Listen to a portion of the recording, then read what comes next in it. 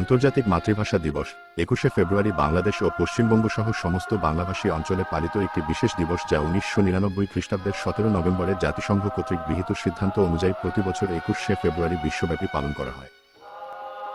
এটি শহীদ দিবস হিসাবেও পরিচিত। এ দিনটি বাঙালি জনগণের ভাষা আন্দোলনের মর্মন্তুদ ও গৌরবোজ্জ্বল স্মৃতি বিজড়িত একটি দিন হিসেবে চিহ্নিত হয়ে আছে।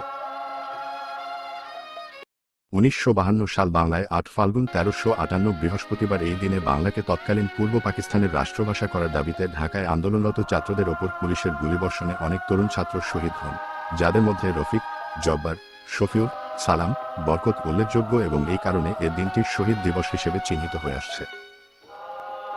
ভাষা আন্দোলনের প্রথম সংগঠন তমুদ্দিন মজলিস গঠিত হয় ১৯৪৭ সালের ২রা সেপ্টেম্বর আবুল কাশেমের নেতৃত্বে, যা বাংলা ভাষা আন্দোলনে প্রথম ভূমিকা রাখে।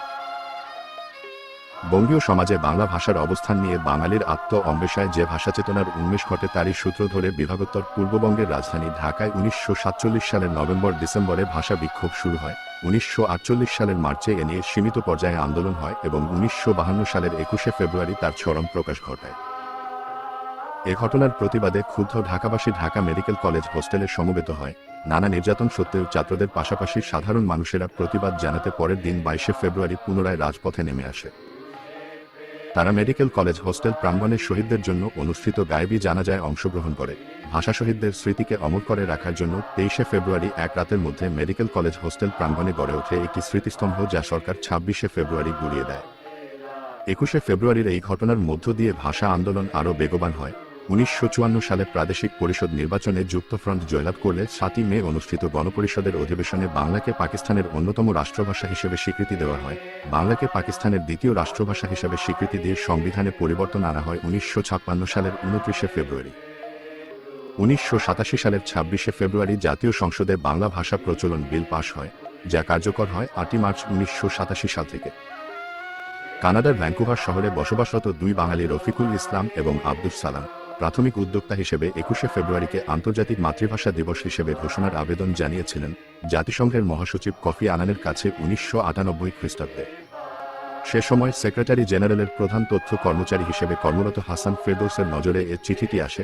তিনি ১৯৯৮ সালের ২০শে জানুয়ারি রফিককে অনুরোধ করেন তিনি যেন জাতিসংঘের অন্য কোন সদস্য রাষ্ট্রের কারো কাছ থেকে একই ধরনের প্রস্তাব আনার ব্যবস্থা করেন। ১৯৯৯ সালে তারা জোসেফের সাথে ও পরে ইউনেস্কোর আনা মারিয়ার সাথে দেখা করেন। আনা মারিয়া পরামর্শ দেন তাদের প্রস্তাব ৫টি সদস্য দেশ কানাডা, ভারত, হাঙ্গেরি, ফিনল্যান্ড এবং বাংলাদেশ দ্বারা আনিত হতে হবে। তারপর বাংলাদেশের বিভিন্ন প্রস্তাবের পক্ষে সমর্থন দানে ২৯টি দেশ অনুরোধ জানাতে কাজ করেন। ১৯৯৯ খ্রিস্টাব্দের ১৭ই নভেম্বর অনুষ্ঠিত ইউনেস্কোর প্যারিস অধিবেশনে প্রস্তাব উত্থাপন করা হয়। এতে ১৮৮টি দেশ সমর্থন জানালে ২১শে ফেব্রুয়ারিকে আন্তর্জাতিক মাতৃভাষা দিবস হিসেবে ঘোষণা করা হয় এবং ২০০০ সালের ২১শে ফেব্রুয়ারি থেকে দিবসটি জাতিসংঘের সদস্যদের সমূহে যথাযথ মর্যাদায় পালিত হয়ে আসছে। ২০১০ সালের ২১শে অক্টোবর বৃহস্পতিবার জাতিসংঘ সাধারণ পরিষদের ৬৫তম অধিবেশনে এখন থেকে প্রতি বছর ২১শে ফেব্রুয়ারি আন্তর্জাতিক মাতৃভাষা দিবস পালন করবে। জাতিসংঘ এ সংক্রান্ত একটি প্রস্তাব সর্বসম্মতভাবে পাস হয়। বাংলাদেশ স্বাধীন হওয়ার পর ২১শে ফেব্রুয়ারি সরকারি ছুটির দিন হিসেবে ঘোষিত হয়। এদিন শহীদ দিবসের তাৎপর্য তুলে ধরে রেডিও, টেলিভিশন এবং সাংস্কৃতিক সংগঠনগুলো বিভিন্ন অনুষ্ঠানের আয়োজন করে। ঢাকা বিশ্ববিদ্যালয়ের উপাচার্য, শিক্ষকবৃন্দ, ঢাকাস্থ বিভিন্ন দূতাবাসের কর্মকর্তাবৃন্দ, রাজনৈতিক নেতৃবৃন্দ, বিভিন্ন প্রতিষ্ঠানের ও সংগঠন এবং সর্বস্তরের জনগণ কেন্দ্রীয় শহীদ মিনারে এসে শহীদদের প্রতি শ্রদ্ধার্ঘ্য নিবেদন করেন। এ সময় আমার ভাইয়ের রক্তে রাঙানো ২১শে ফেব্রুয়ারি আমি কি ভুলিতে পারি গানের করুণ সুর বাজতে থাকে। দেশের সংবাদপত্রগুলিও বিশেষ ক্রয়পত্র প্রকাশ করে। বাংলা একাডেমি ফেব্রুয়ারি মাস জুড়ে ঢাকায় ২১শে বইমেলার আয়োজন করে। বর্তমানে বিশ্বের বিভিন্ন দেশে বিদ্যালয় ও শিক্ষা প্রতিষ্ঠানেও এই আন্তর্জাতিক মাতৃভাষা দিবস উদযাপিত হয়।